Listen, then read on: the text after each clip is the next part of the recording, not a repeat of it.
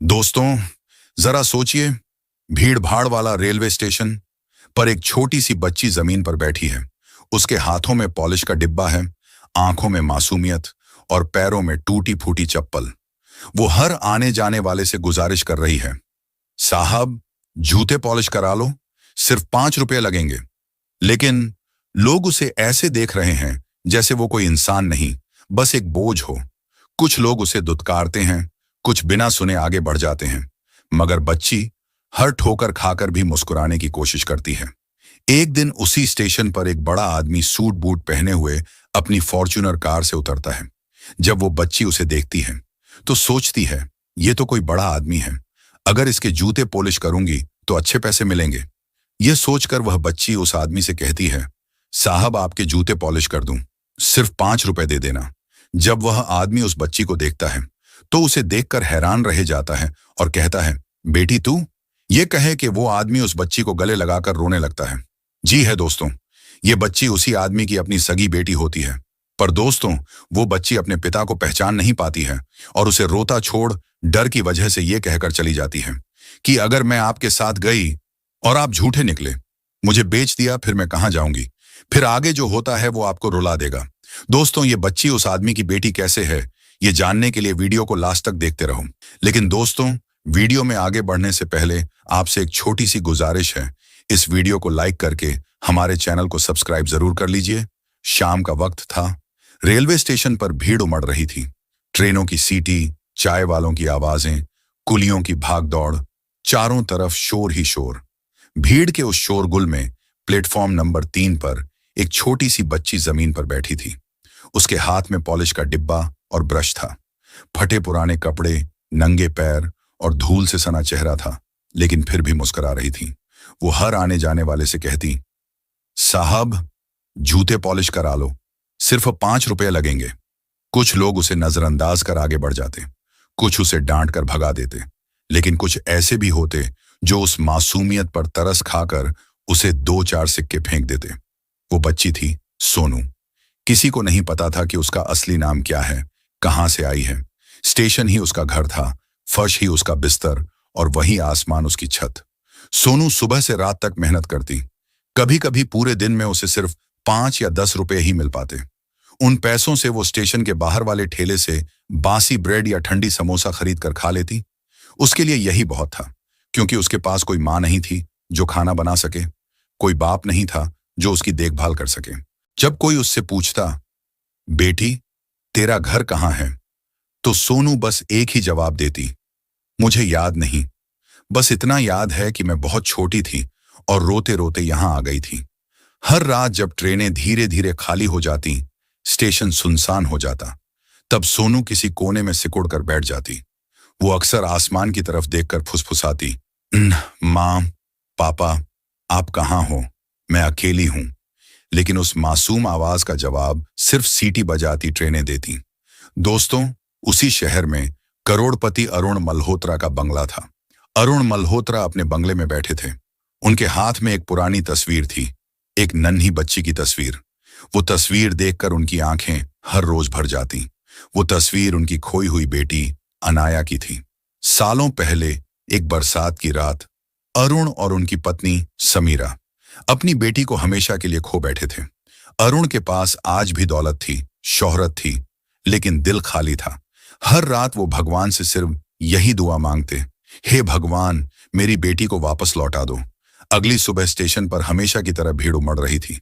सोनू अपने छोटे छोटे हाथों में पॉलिश का डिब्बा लिए यात्रियों के जूते चमका रही थी।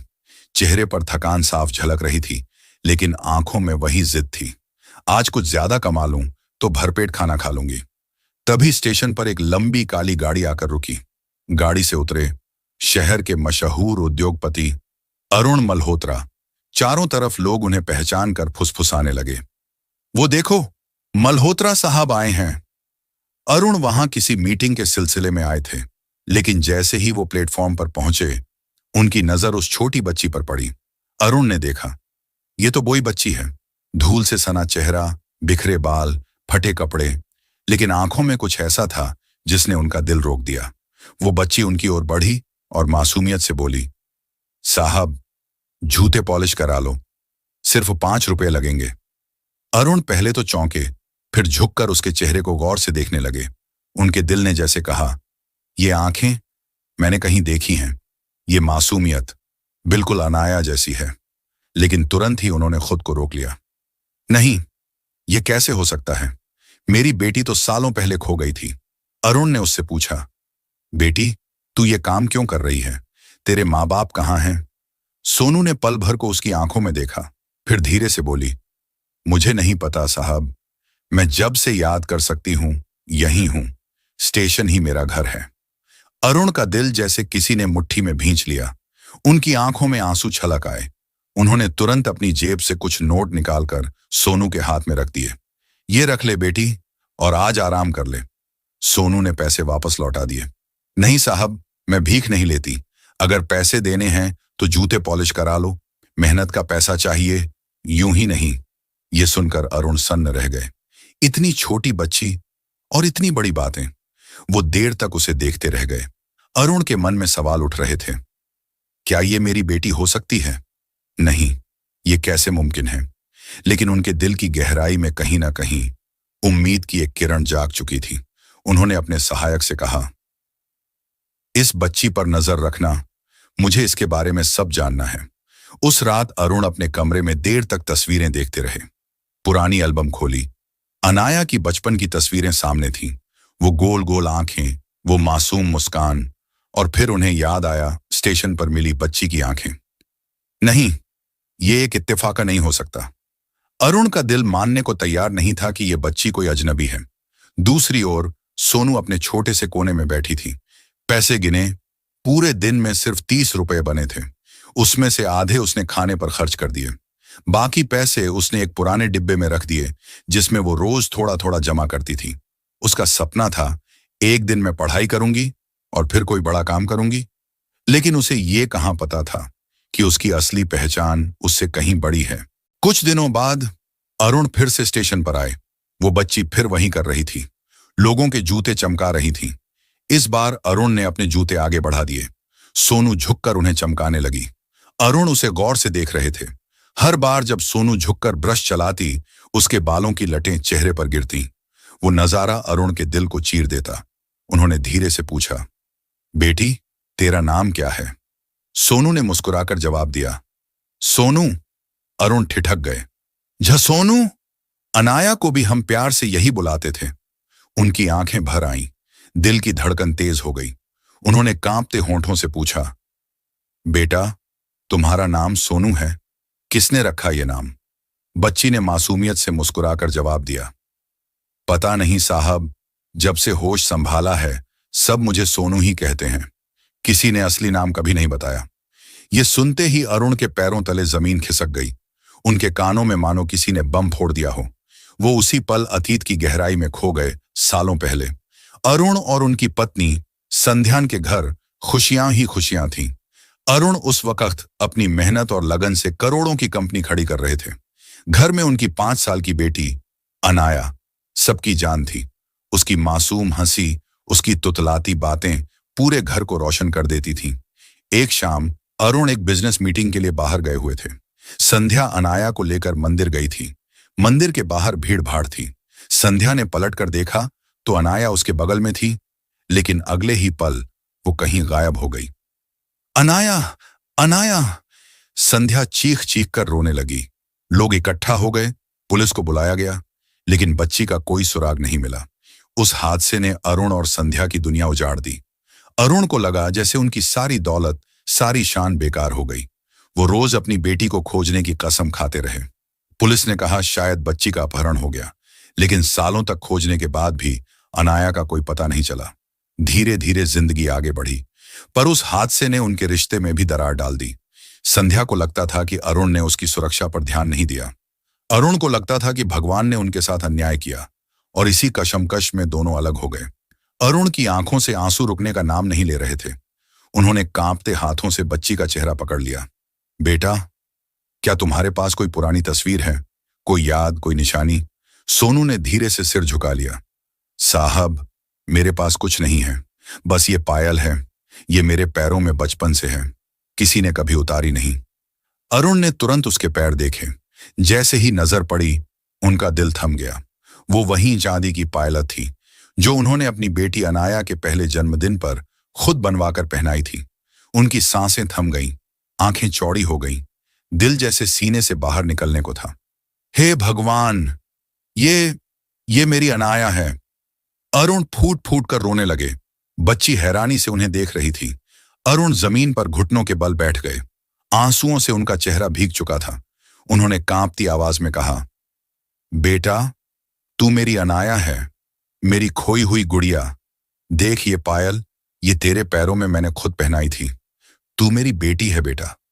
बच्ची की मासूम आंखों में उलझन थी। वो धीरे धीरे पीछे हट गई।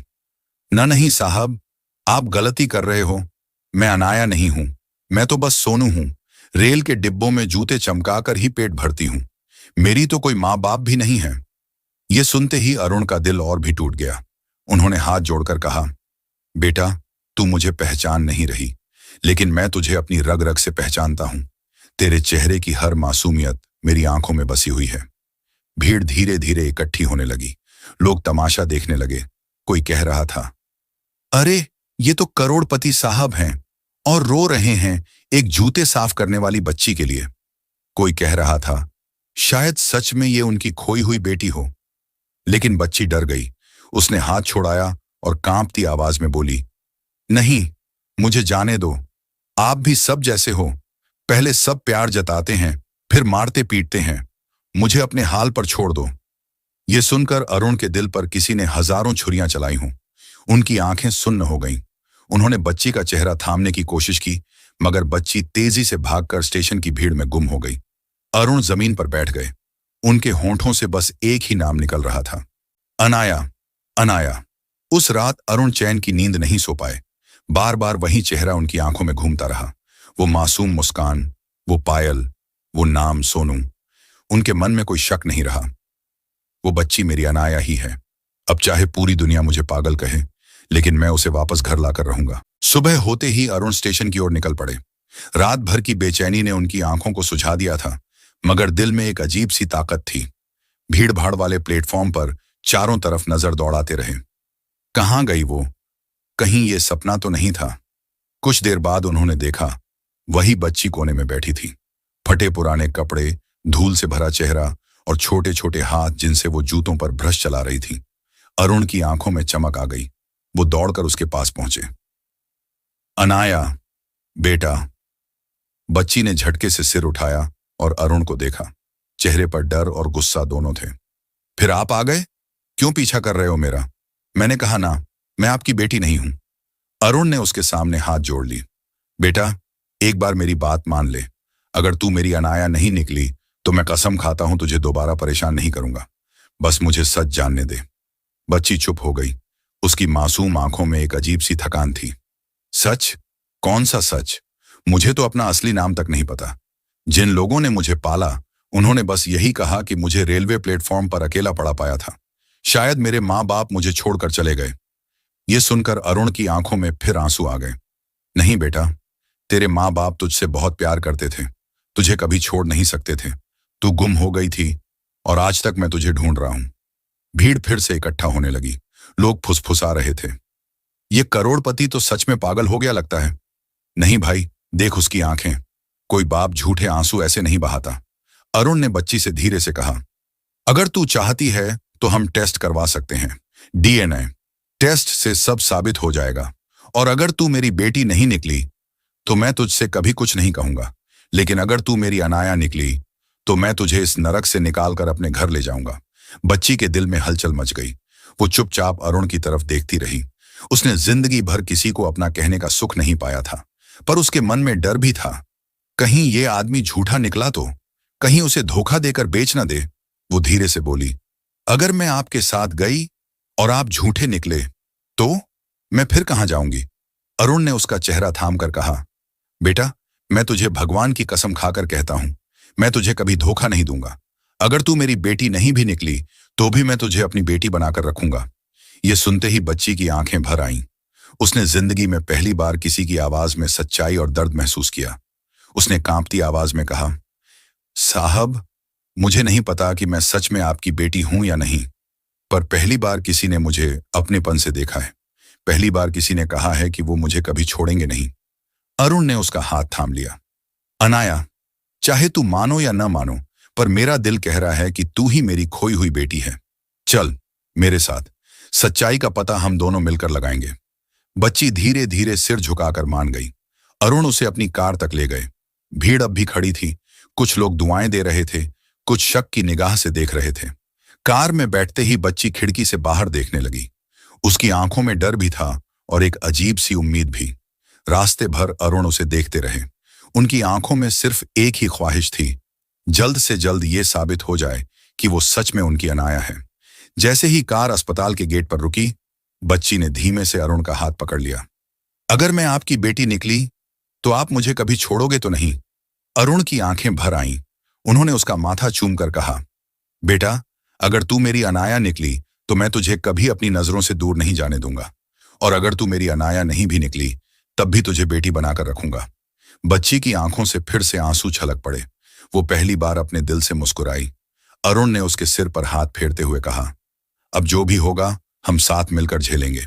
अस्पताल में टेस्ट के लिए सैंपल दिए गए। अरुण का दिल धड़कनों से बाहर निकल रहा था। घड़ी की हर सुई उनके लिए सदियों जैसी लग रही थी। आखिरकार रिपोर्ट हाथ में आई। डॉक्टर ने फाइल खोली, मुस्कुराया और कहा, मिस्टर अरुण, बधाई हो, ये बच्ची सचमुच आपकी ही बेटी है। ये सुनते ही अरुण की आंखों से झरझर आंसू बह निकले। उन्होंने बच्ची को कसकर गले से लगा लिया। अनाया, मेरी गुड़िया, तू सच में मेरी बेटी है। बच्ची भी रोते हुए उनके सीने से लिपट गई। पापा, सच में मेरे पापा। उसी समय अरुण ने सबसे पहला काम किया। संध्या को फोन किया। सालों की नाराजगी और दूरी सब भूलकर बस यही कहा, संध्या, अनाया मिल गई है, हमारी बेटी मिल गई। फोन पर सन्नाटा छा गया। फिर सिर्फ रोने की आवाज आई। संध्या की आंखों से बरसों का दर्द पिघलकर बह निकला। कुछ ही देर में संध्या अस्पताल पहुंच गई। जैसे ही उसने अनाया को देखा, वो पागलों की तरह दौड़ पड़ी। अनाया, मेरी बच्ची! मां बेटी का गले मिलना देखकर पूरा अस्पताल भावुक हो उठा।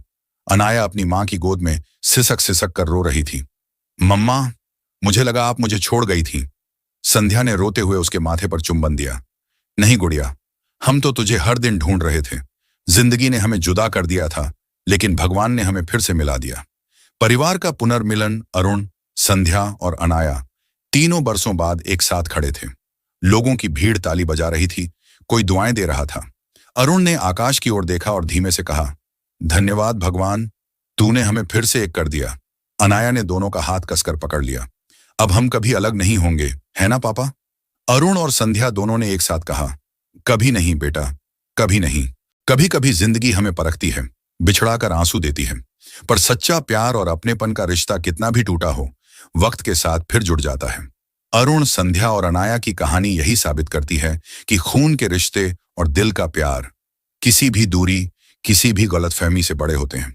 दोस्तों, अगर आपको यह कहानी अच्छी लगी हो तो वीडियो को लाइक कर दीजिए, और आप हमारी वीडियो को भारत के किस कोने से देख रहे हो, यह कमेंट में जरूर बताना।